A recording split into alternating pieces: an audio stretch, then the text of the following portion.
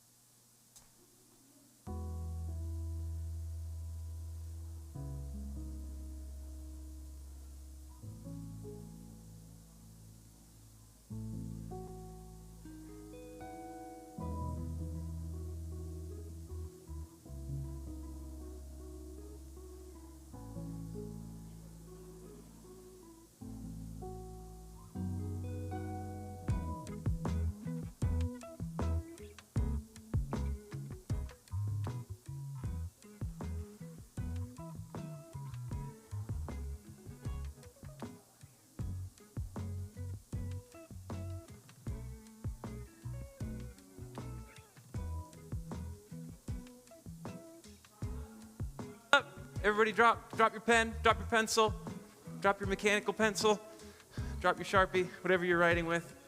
Okay, here's the question. Who's got more than 5? Okay, that's good, that's good. Who's got more than 10? Who's got more than 15? More than 20? Oh, okay, so 16? 17? You guys got 17? What'd you get? 18, all right. Oh, good stuff. Nice. We just spent the last couple days at Capitol Reef. So that's why the national park theme. We were hanging out there. We actually got back just a couple hours ago. So fun. Hey, thanks for coming out. Feel free to jump into a table, and preferably jump into a table with some other people at it is the ideal way to go. And okay, so this table, you guys are the victors. So treasure box, who's...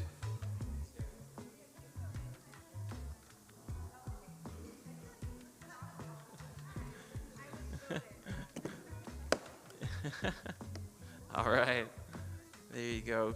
Pick anything you would like. All basically items designed to help us find our treasure where Jesus invites us to. Yeah, that's a great one. Yeah, good choice, Mandy.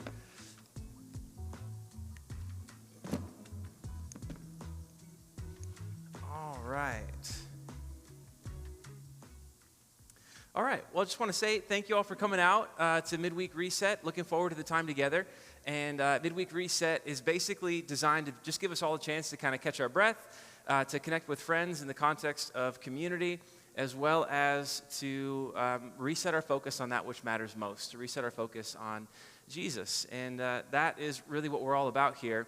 But even with that in mind, kind of delving in a little bit further, within this particular group, MidWeek Reset, there's a few things happening. What we're doing in here is called Making Sense of the Bible. And so if it's your first time out, basically this is a class designed to help us. Each night we want to walk away with two things. On the one hand, we want to walk away with a clear understanding of one passage, the main passage that we're looking at. Kind of each night we take one and kind of break it down. And then the other thing is to walk away with one or two skills that we can apply just in our own Bible reading to make more sense and better sense of the Bible for our own lives. And so hopefully that is what we'll all take away tonight. And the sheet of paper that you see in the seat in front of you, that is the passage we'll be looking at. And there's some other resources that are paired alongside of that as well. And so this class is designed to be sitcom format rather than a mini-series. So it's like Seinfeld, where you can drop in anytime, get something valuable and enjoyable out of it.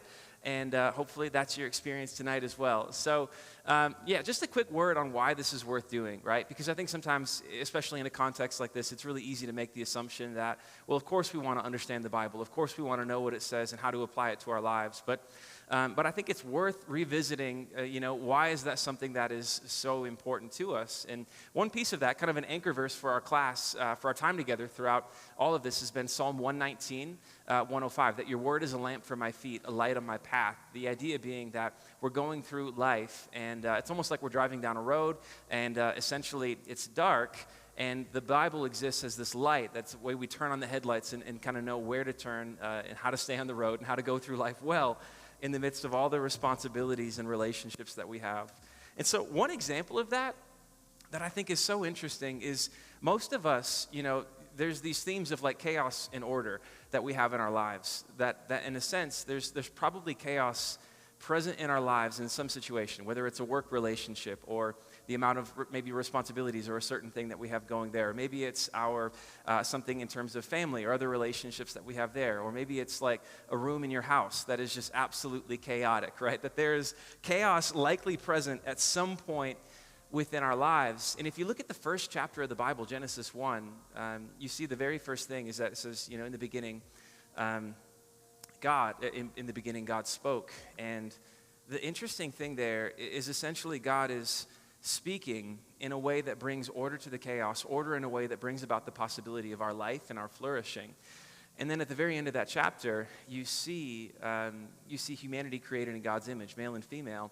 And I think that in a lot of ways, there's a really intentional pairing there that in the same way that God essentially brings order to chaos on a grand scale by bringing all things into being and then designing it in such a way that our life and our flourishing is possible, that we're actually intended to address the chaos in our own lives, in part by speaking into it, whether that's through bringing organization, whether that's through engaging in conflict, whether that's through just engaging in the issue that's present in whatever area within our lives. But in that very same way, in a sense, in a smaller fashion, we can bring order to the chaos in our own lives with our words in a way that brings about the possibility of greater life and flourishing as well. And so that's one, I think, really clear example of how the word is actually a lamp to our feet and a light on our path. But we'll get the chance to break into that in a couple of different ways tonight. So our passage for tonight is John chapter 21, verses 15 to 19. That's the passage you should have in front of you. And this passage is at the very close of the Gospel of John. There's a little bit that happens after it, but this is the last chapter of this book. And John, he's one of the disciples of Jesus, one of his closest friends, wrote this book to help other people know who Jesus is. But what we do each night is we start with a segment called No Dumb Questions, because the idea is one of the best ways to get clear on what the Bible is actually saying or what any passage is actually saying is by just beginning to ask questions to get clear on what we don't understand about this. That in order to get clarity on what it is saying, we have to first get clarity on where we don't understand what it's saying. And questions are probably our best tool for doing that. So we're going to take probably 5 or 6 minutes, and I want you to just take a pen and begin to mark up the passage in front of you, asking questions about what you don't understand about it, what you don't know. And then, at the tail end of that, after 3 or 4 minutes, feel free to start talking at your tables about the different questions you're asking. And if you're not sure what to ask, there's some prompts up on the screen. But jump into that now.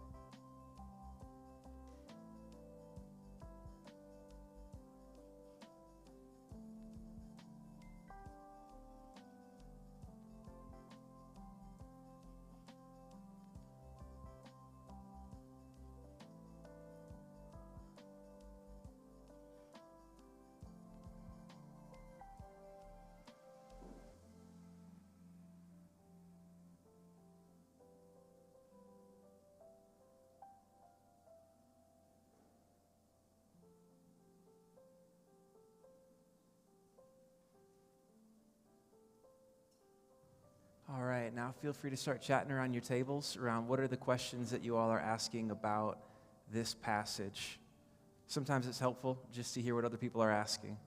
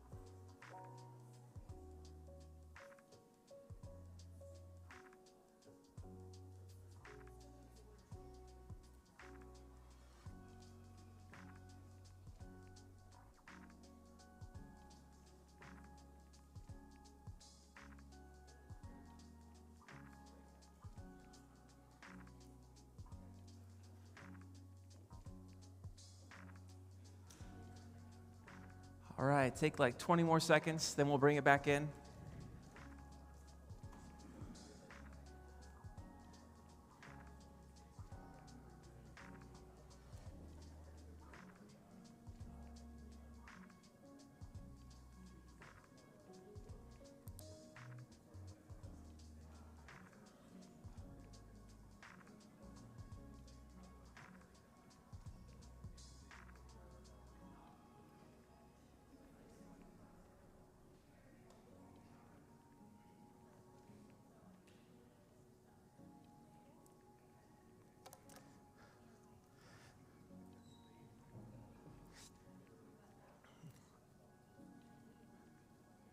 All right, let's go ahead and bring it back together for now. So typically the way this works is we kind of get familiar with the passage, get acquainted with it, ask these different questions, and then we'll set it aside for a little bit, and then we're going to delve into kind of learning what might be a new skill that we can make use of in reading the Bible, and then we'll come back to this and apply that skill to this passage in a way that helps us to answer so many of the different questions that we had about it. And so with that, we're going to go ahead and jump into the skill for tonight, which, the opening segment for this skill section is called What a Word. What a Word. The Cara Bible Study Guide, the Cara Bible Study Guide is really the guide that we use for developing skill sets for how to make sense of the Bible for our own lives. And Cara just comes from the Greek word for joy. And the Cara Project's a nonprofit started by two women who attend the Draper campus of SMCC. And this is the guide that they put together. But research is what we're looking into today. And it's this whole idea of one of the ways that we can understand the Bible better is by digging deeper into passages through two different things, through word studies and through translation study. So delving deeper into the meaning of particular words, but then also by doing some comparison of different versions specifically to understand the words that are present within it. And so with that, you might ask the question, well, why is this even necessary? And a big piece of it is because the Bible wasn't originally written in English. It was actually first written in several different languages. You know, we've talked about how it's actually a collection of 66 books written across a 1,500-year period by about 40 different authors and written in 3 different languages, primarily in Hebrew and Greek, but small portions of it also were written in Aramaic itself. And so the Bibles that we're reading are translations of those original languages into English. And so essentially, one of the things that can be helpful is diving deeper into what the original word meant, what's happening in the original language that's translated into the English words that we're looking at. And that can be a really helpful thing for answering some of the questions we have about passages. And so you could ask the question, well, man, when does this really come up? And here's an example. Luke chapter 14, verse 26. Jesus says this, "If anyone comes to me and does not hate father and mother, wife and children, brothers and sisters, yes, even their own life, such a person cannot be my disciple." Just, by the way, my mom's here tonight. She's in town visiting, so, so is this saying that I need to hate my mom to, like, love and follow Jesus? No, it's not saying that. We know that, but the question is, how do we know that? And if it doesn't mean that, then what does it mean? How do we make sense of this, right? If the Bible is intended to be a word to our feet, a lamp to our path, or strike that, reverse it, however, a word to our path, a light to our feet, then how do we make sense of this in a way that actually helps us? And this is where research, word studies, and translation passages can be really helpful. So research, you could break it down into a few different things, right? Reading and reflecting, different translations, research. This is part of the. Every week, too, there's in the center, there's kind of stapled packets just to be helpful, to give you kind of a sense of things to take home that you can look at later. And some of these slides are in there. This is one of them. But yeah, word studies and translations are huge. And there's different resources for word studies that you can look into. But I think, honestly, you get 90% of the way there just through comparing translations. That 90% of the questions that you have about the meaning of individual words, you can get there without going online to these different websites, without digging into all of that stuff. If you want the other 10%, I think there's like stuff to be gleaned there, but 90% comes just from comparing different translations.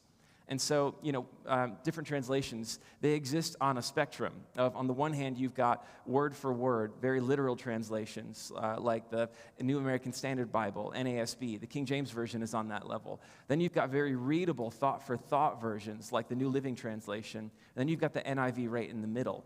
And these can be really helpful when it comes to, you could ask the question, I want to jump ahead a little bit. When do word studies help? These are the times when word studies are particularly helpful, when a word is critical to a verse, when there's one specific word that is obviously key to the meaning of this passage. So when Jesus says, unless you hate these people, who typically are considered the people who are closest to you in this life, unless you hate them, you can't be my disciple. And so when we're looking at a verse like that, it's clear that the word that is most important to understand what he's saying here is the word hate. And so if you delve back into the original language, right, which would be Greek, what's happening there, what's going on, and when you delve into that particular one, what you find is that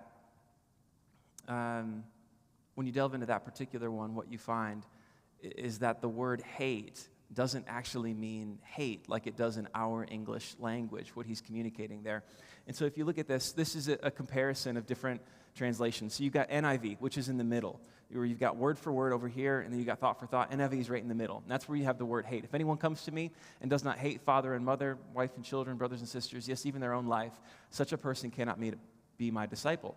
But then you've got the NLT, New Living Translation. This is thought for thought, where it's taking a step further to communicate in a way that's clear to us in our language and in our culture what's actually being said here. And this one says, if you want to be my disciple, you must, by comparison, hate everyone else, your father and mother, wife and children, brothers and sisters, yes, even your own life. Otherwise, you cannot be my disciple. Then if we take the Amplified Bible, which in a sense gives further information on what's happening. If anyone comes to me and does not hate his own father and mother and wife and children and brothers and sisters, yes, and even his own life, in the sense of indifference to or relative disregard for them in comparison with his attitude toward God, he cannot be my disciple.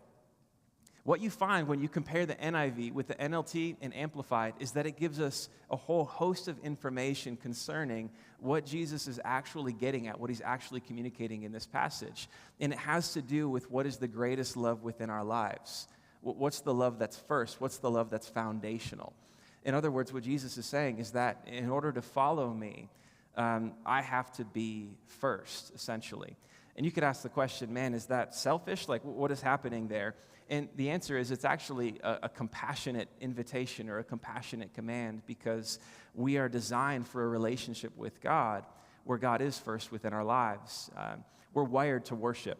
And if we put something else, whether it's our spouse or our children or our parents, right? If we put anything else within that particular spot within our lives, even our work or whatever it might be, essentially we're treating that thing as if it's God, and it's not. And God has the ability to take that pressure. Nothing else does. And so in a way, one of the best things you can do for your spouse or for your children or for your parents is to actually love God more than them. Not that you need to work up emotions, but just in the way that you live your life and the way that you essentially go about making decisions. And that's what Jesus is saying here, is that the best way to live life is to live as if I am the one that you love most, because it's what you're made for. And in a lot of ways, that's a gift that we can offer to the people we really do care about most in this life.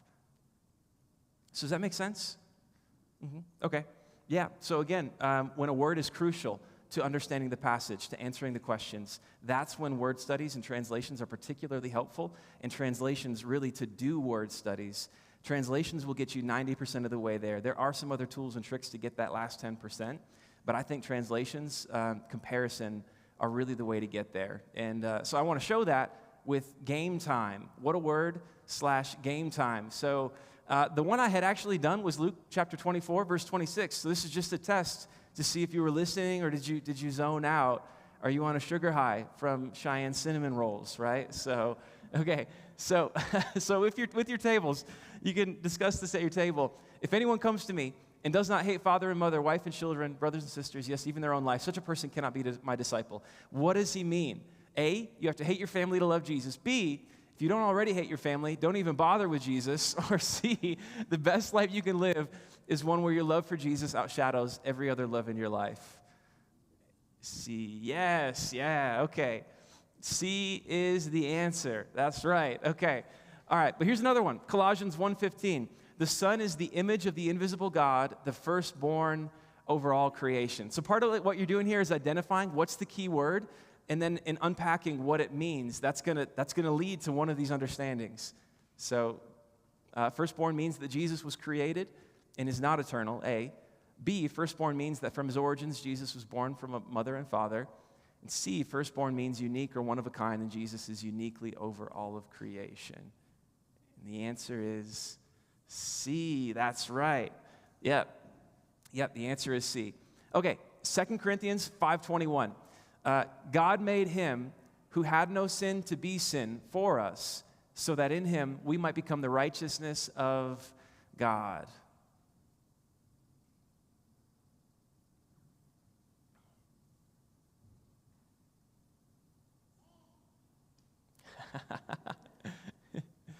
Yeah.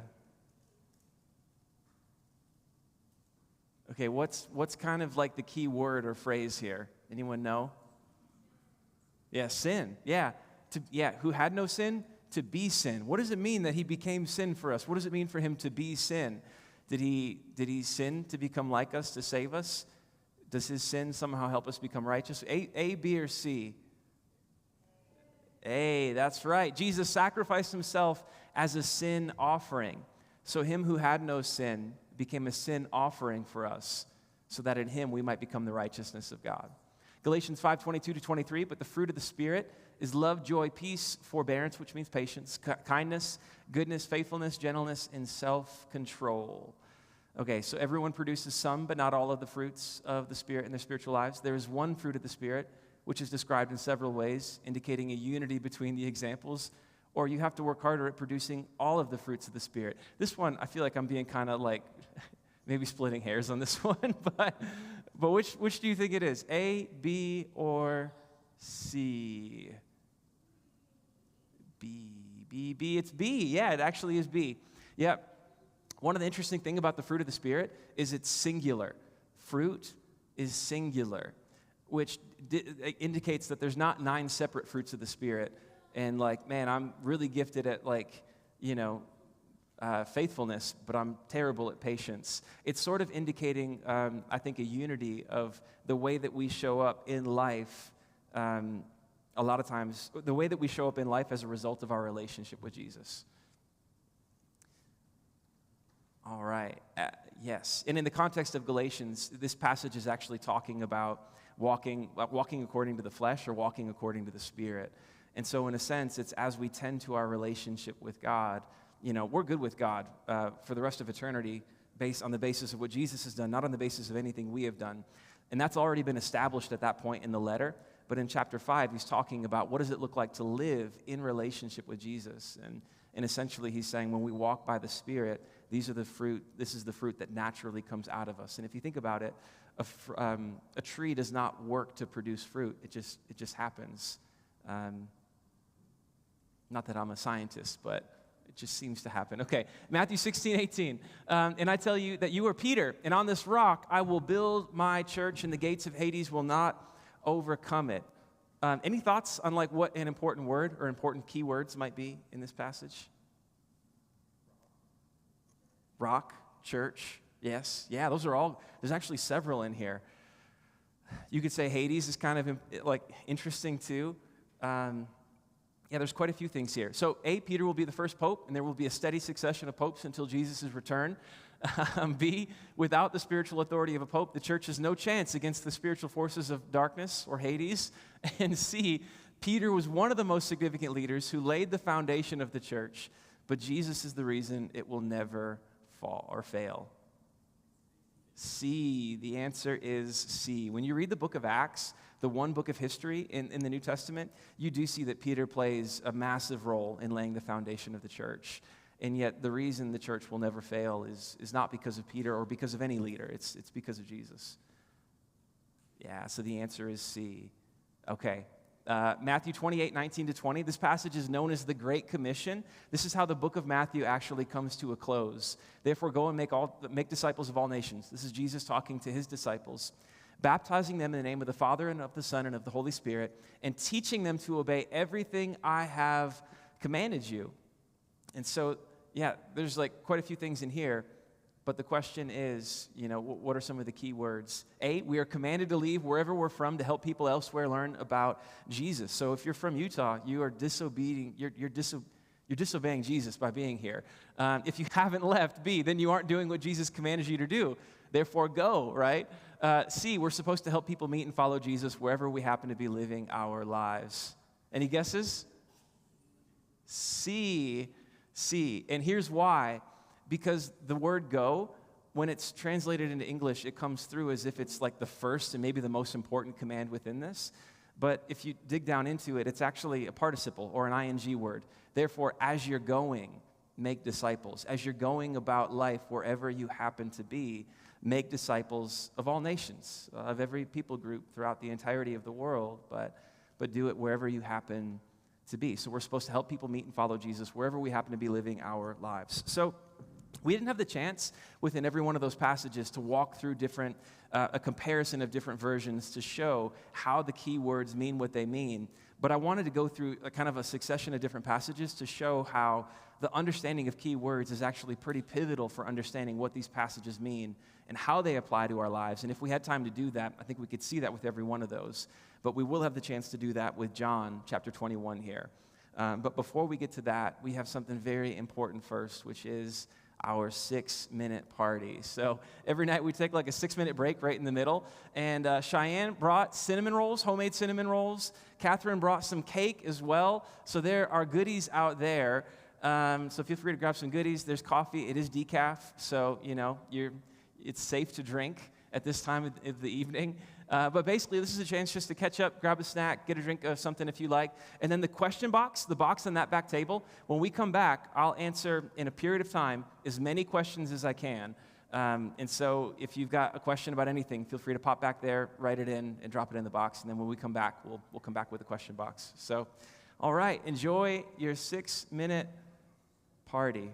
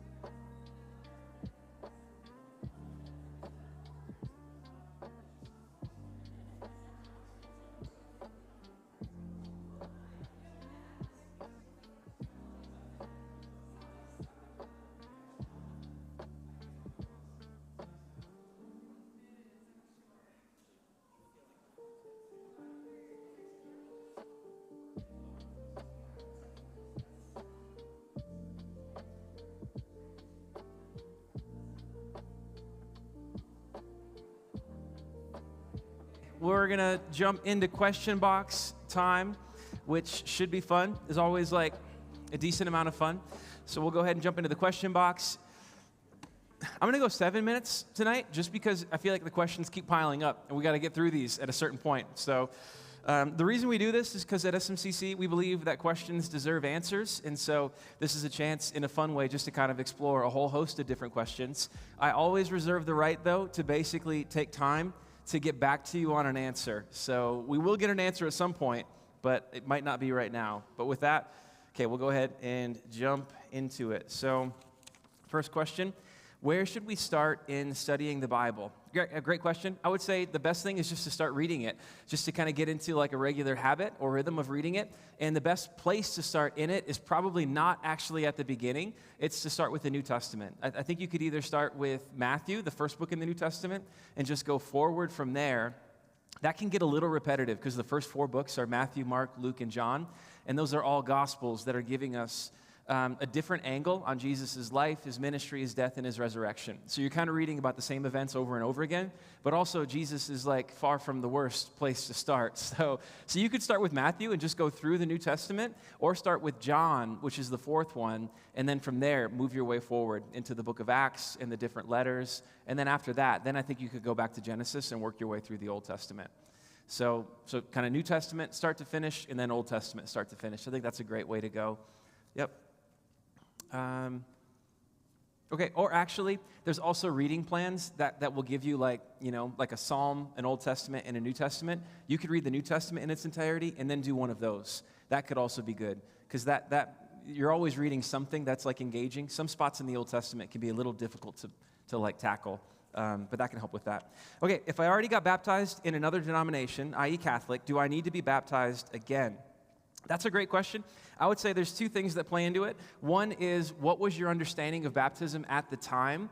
And then the other is, like, what was the nature of your relationship with Jesus at the time? So, and those are interrelated. So sometimes it can be that there really wasn't a relationship with Jesus at the time, and it was just something that you did because it was something that you were told to do within whatever denomination or kind of religious community that you were a part of. And if that's the case, baptism is something that we do. It's an outward expression of an inward reality. The inward reality is our relationship with Jesus, that we've been united with him, that we've trusted in him, that we've been changed by that. And so if that wasn't present, baptism is a symbol of that. And for the symbol to be present before the reality doesn't actually make sense. And so on the one hand, what was the nature of your relationship? If that's something that's come into play on the other side of that, it's absolutely worth being baptized again. But also, if you were baptized in a denomination or a faith community that taught something else about baptism, like it was, something that kind of wiped all of your sin away and gave you a fresh start and a clean slate, or something that you had to do to get into heaven or to be good with God, then I would say if that's your understanding, then that's something other than what the Bible teaches about baptism, and it's absolutely worth getting baptized again. As well, or really being baptized for the first time. So that's where I point to with that. Okay, can you elaborate on the statement, Satan cannot do anything that God doesn't permit? Yeah. So this statement is not necessarily something that, I don't think we read this anywhere necessarily in the Bible, but it's something that's thrown out there, and I would agree with it. The idea, there's a key term called sovereignty. So the idea is that God is sovereign, and theologians will break down sovereignty in different ways. Some will say that it's almost like God is like playing chess, on one side of the board, but he's also playing chess on the other side of the board for everyone and ultimately controlling everything.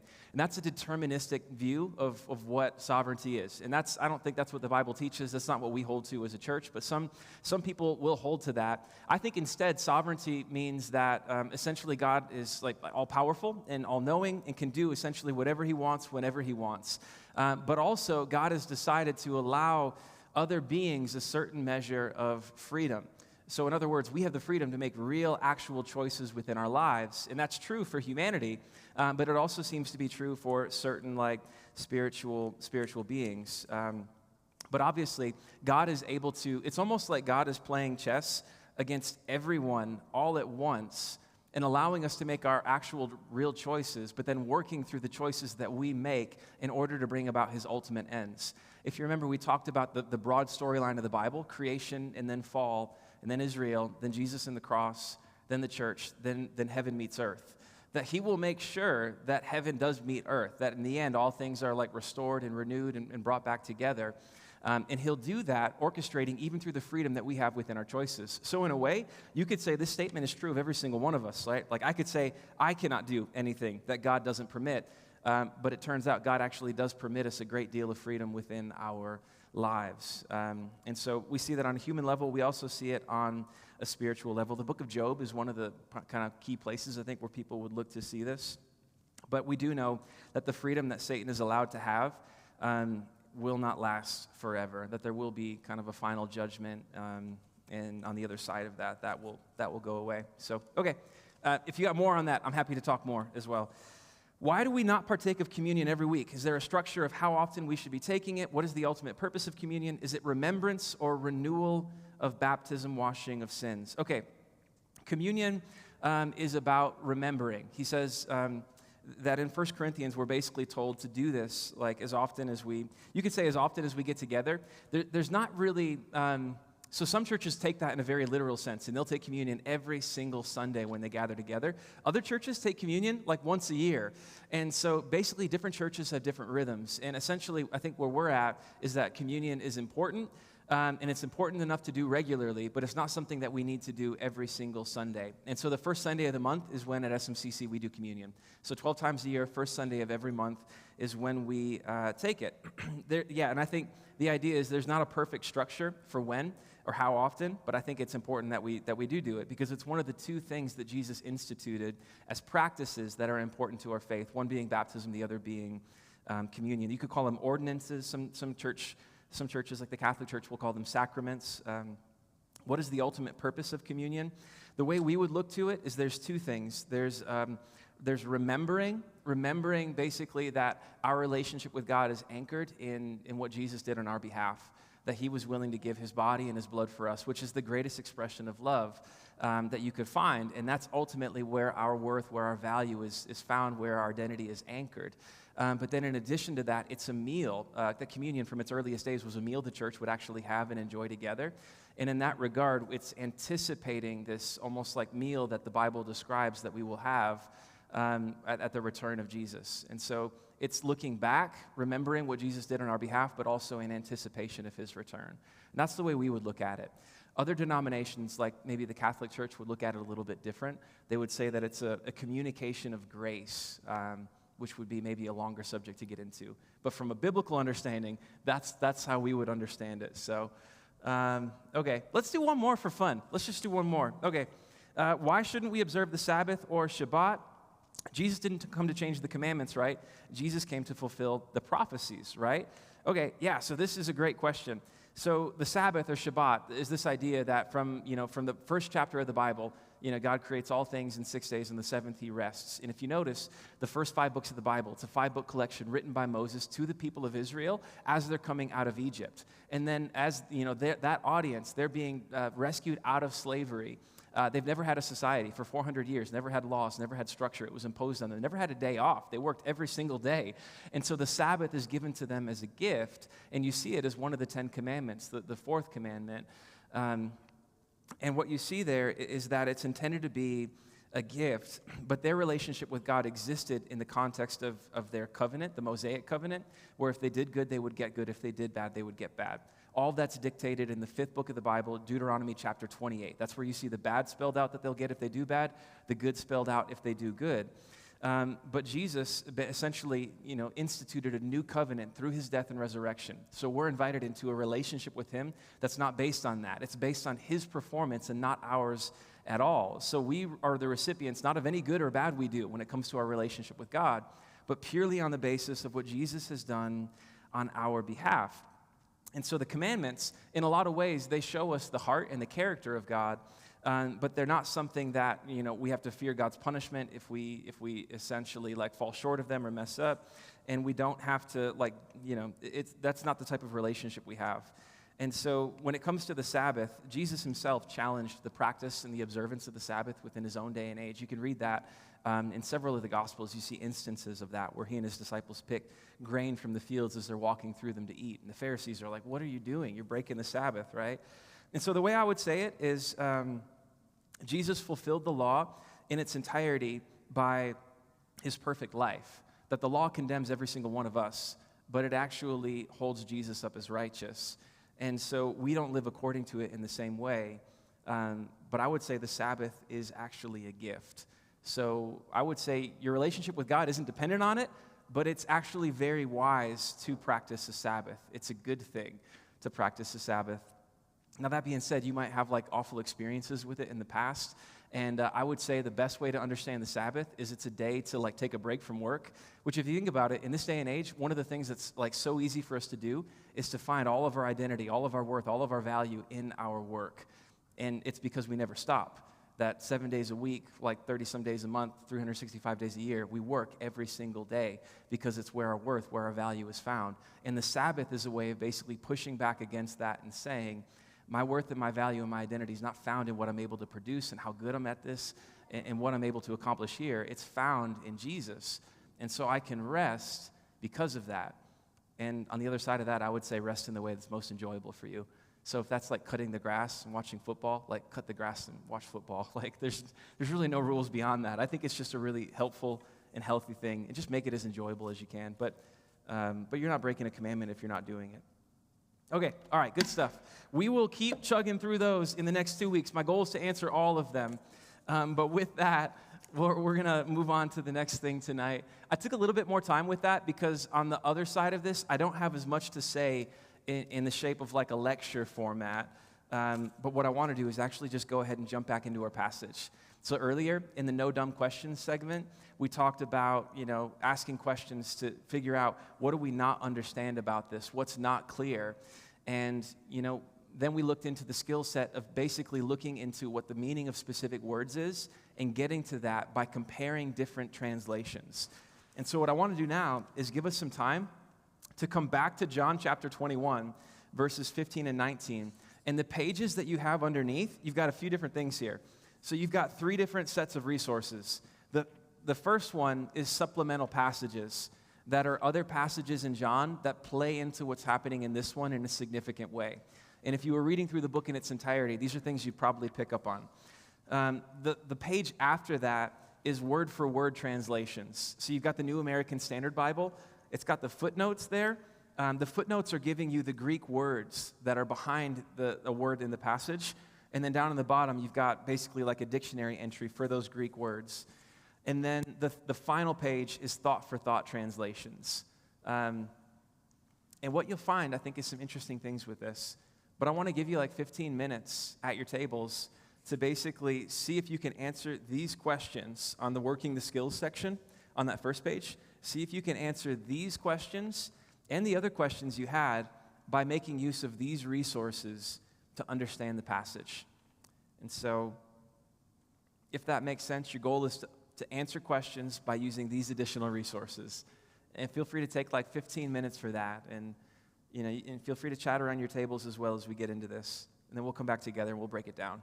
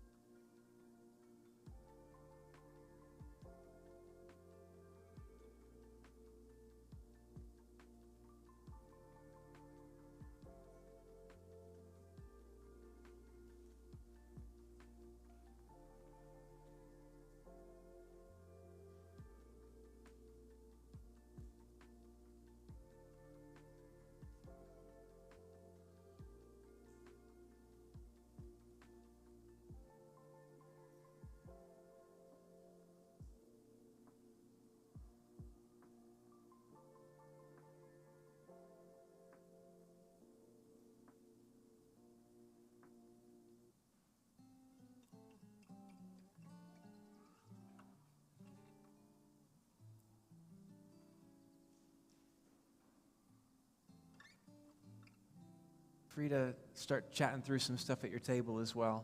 If you're noticing things, you know.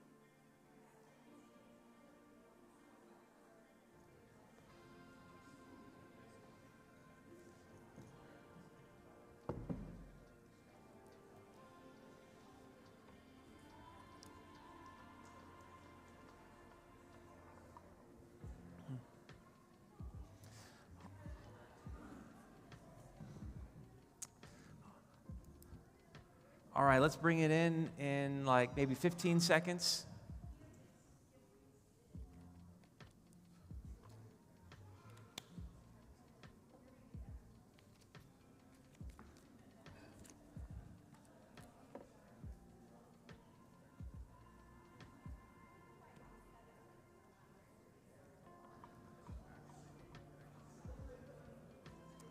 All right, let's go ahead and bring it in. Let's break this down now. So we've had the chance to ask our questions. We've had the chance to kind of make use of a new skill set, potentially, of like using these different versions, basically, these different translations to get at the root of what's happening with some of these really meaningful words. So here's a question I would have. What are some of the words in this passage that seem particularly important, that seem meaningful for the meaning of this passage?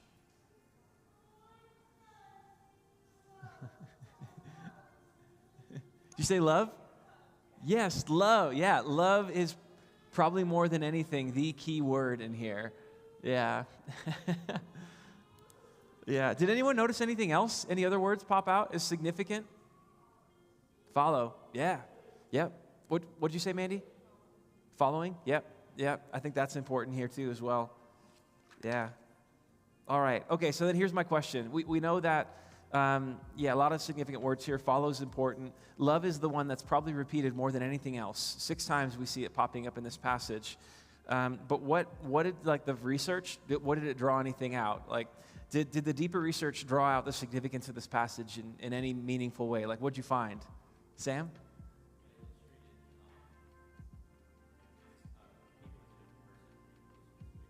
Mm-hmm.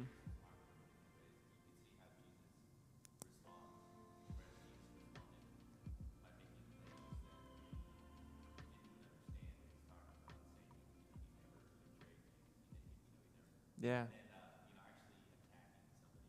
Mm-hmm.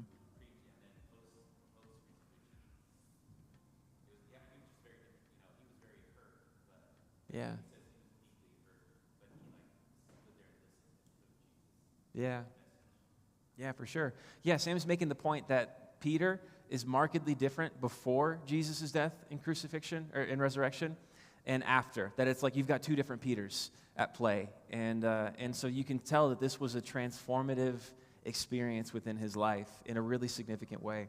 So these are some of the things that are happening in this passage, just to kind of break it down and walk through it together. The word-for-word translations, they're going to give you a better clue of what's happening within a passage. Love is a key thing here, right?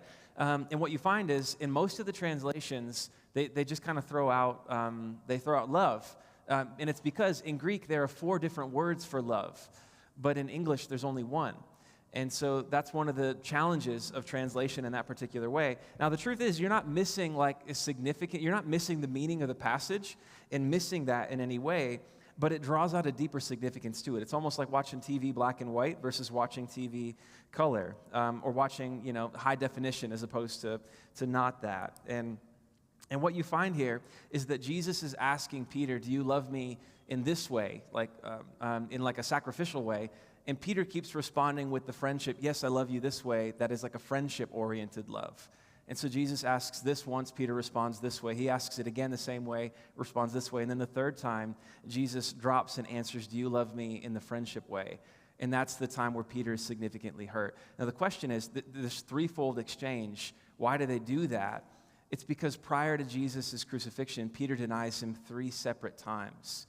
3 times he denies even knowing Jesus. And that's right on the heels of him saying, I would give my life up for you, that I'll lay down my life for you. And then when it's actually happening, he denies that he knows Jesus or has anything to do with him. And so I think in this moment, what you see is Jesus meets them up in Galilee. Peter, on the other side of this cataclysmic event in his life, he goes back to what he knew before. He goes back to fishing. He's a fisherman in Galilee. That's what he did before Jesus had invited him to follow him and become his disciple. So he goes back to that. And then, they're coming in from fishing, and they see Jesus on the shore, and they go in, and Jesus cooks this meal for them. And if you think about it, in an ancient culture, to eat a meal together, that's like a restoration to fellowship. And so Peter's denied him 3 times. Jesus died, gets essentially publicly executed in a horribly shameful manner. And Peter just abandoned him in the midst of all of that. And yet now Jesus is back, and they're having this moment where he makes the meal, so they're restored. But I got to wonder if in Peter's mind, there's not this like lingering feeling of like, does he know about this? And are we good? Like almost like this sense of shame, like he's hiding something in the context of this relationship. In kind of like the worst possible feeling that comes with that, this feeling of like, man, I hope he doesn't find out, but also living with this is like the worst thing imaginable. And when Jesus asks him, not once, not twice, but 3 times, I think it's in a way Jesus making it very clear that like, I know exactly what you did, and I still love you. I'm still for you. I still want you to essentially be like a leader within my church. He says, in Matthew, it's recorded, you're Peter, and on this rock I will build my church. Peter and rock in Greek sound almost identical. There's a word play. And so when he's saying, on this rock I will build my church, essentially he's saying, like on Peter, like on you as a foundational leader, I will build the church on your leadership. And this is him reinstating Peter on the other side of him like completely abandoning Jesus, just an absolute, almost like a failure in terms of like leadership, even loyalty as a friend. And he's asking him, do you love me? And so he reinstates him. Now the thing is, we can get all of that, we can understand all of that without actually needing to know what's happening within these Greek words. And one of the interesting things is you get that the change is happening when you look at the word-for-word translations. When you come to thought for thought, you get a sense of what people think about the significance of this. Because if you notice, the NLT and the Message, they don't do anything with it. They don't make it clear, because in their understanding, they're saying that these are just synonyms, and there really is no significance to it. That it's just the author basically using different words with the same meaning, just for the sake of variety, so it's not boring, right? So it's not boring, so it's not tedious. Boring and tedious, 2 different words to kind of get at the same idea, that John's doing the same thing here, using these 2 different words for love. But if you come down to the Phillips translation, he absolutely thinks it's significant, and that's why he translates it in this particular way to draw out the meaning of what's happening here. And so version translation gives you a sense of, man, at the very least, I know Jesus is reinstating Peter here in a significant way. And what that means is Jesus is for us in a significant way, even in the midst of our failures. When we've messed up, he doesn't discount us. He doesn't toss us away, say, man, you're no good or anything like that. But then when it comes to the deeper research, what we're talking about here, this translation study can be so helpful to find what's actually happening here and what's the significance of it. Last thing I'll say, what he says here at the end is kind of mysterious.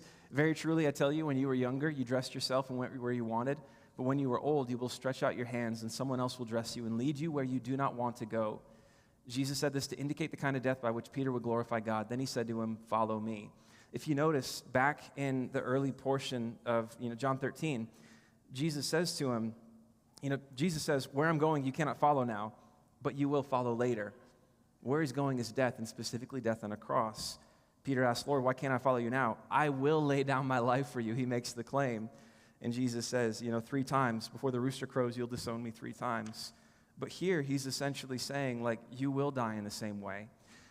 Stretch out your hands is it's almost like a shorthand way of indicating death by crucifixion. And history tells us that Peter actually did die. He was crucified in Rome, but he thought it was too great an honor to be killed in the same way as Jesus, and so he asked that he would be crucified upside down. Or at least, he indicated it would be too much of an honor, and they're like, we can fix that. And so they did that instead. But that's how Peter's life actually came to an end. And Jesus is saying that, and he's telling him here in this moment, you will follow me in the way that you said you would. You will stretch out your hands. You'll be crucified in the same way that I was. And then he says to him, follow me. If you notice before in John 13, he says, you'll disown me really, will you do this? You'll disown me 3 times. But Peter's different on the other side of this, to Sam's point. And he's saying, I love you. I know everything about you. I accept you. I still want you to be like this leader within the church. And this is what's going to happen. And I want you to follow me because I believe in you, is essentially what he's communicating here. And so it's a pretty powerful encounter, a pretty powerful relational exchange that happens between the 2 of them, which is, I think significant, because when it comes to understanding the New Testament, one of the pieces of it is understanding some of the key players, the key people who were a part of it, and Peter is one of the most significant ones. So this passage is key for that, and I think the main thing to take away is how you see Jesus interacting with Peter here is how he essentially is towards us as well. That even in our most significant failures, he doesn't discount us. He's still for you, knows everything about you, and yet loves you and embraces you still, which is a gift. All right, okay, so one of the things we always close with is just like a little bit of prayer.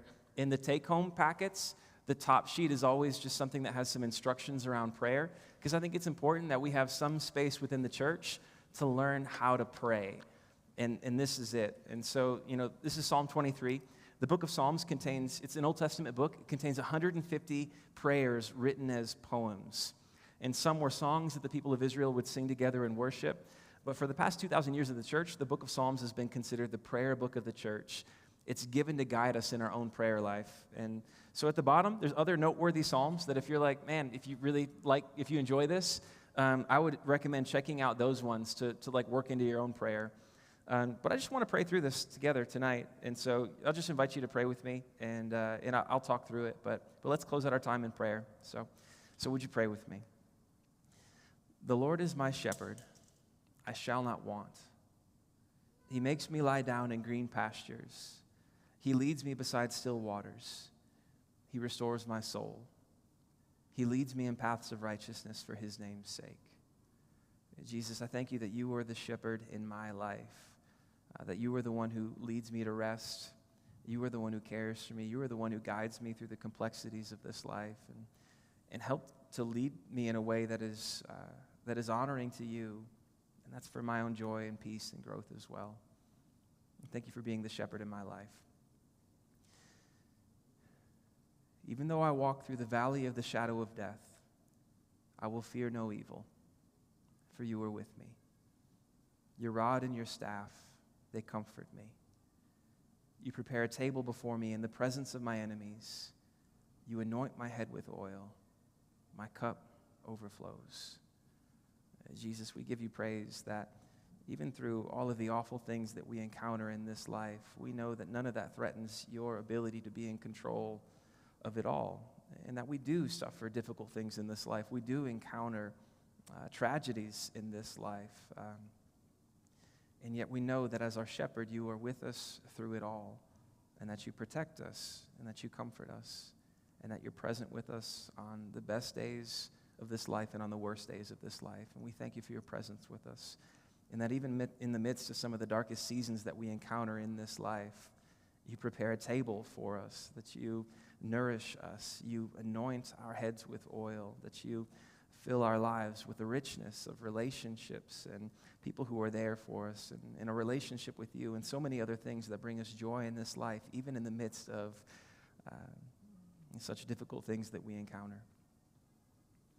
In verse 6, surely goodness and mercy shall follow me all the days of my life, and I shall dwell in the house of the Lord forever. We thank you that because of what you've done on our behalf, we know that our relationship with you is something that will be unbroken for all of eternity. And we look forward to growing in our relationship with you and knowing your goodness and knowing your mercy through all the days of our lives and beyond. And so we thank you. We praise you for the time together this evening, and that you are the shepherd in every one of our lives. In your name, amen. Amen. Amen. All right. Well, yeah, hopefully, you're walking away with just a couple of different things here tonight. A clear understanding of not Luke 15, but John 21, verses 15 to 19, and then a sense of how translation comparison can help you dig into understanding the words within passages, that can be a skill that you take with you in your own Bible reading on the other side of this to make sense of the Bible for your own life. I just say this, if you enjoyed this, found it valuable, found it helpful, chances are someone else in your life probably would as well. And so feel free to extend an invite. It'd mean a lot to me, but I appreciate you all being here. So thanks so much for coming out. We got 2 weeks of this left, 2 weeks. So see you guys soon.